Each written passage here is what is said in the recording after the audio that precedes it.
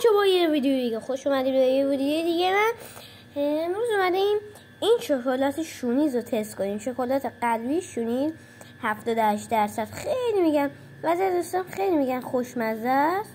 حالا اومدیم ببینیم چی انقدر تعریفش میکنه این دوست من. هر چی گفته بدمزه بوده. حالا حداقل این یکی رو ببینیم چطوریه. با ما همراه باشید. خب حالا بازش میکنیم آروم آروم آروم آروم آروم.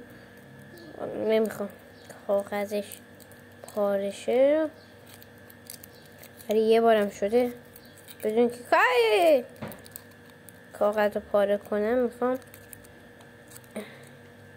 یه شکلات قلبی در بیارم. به به به به به به به به به به به. عجب چیزیه.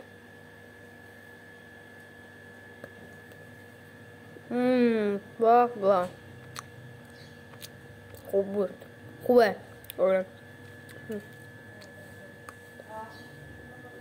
در هر حال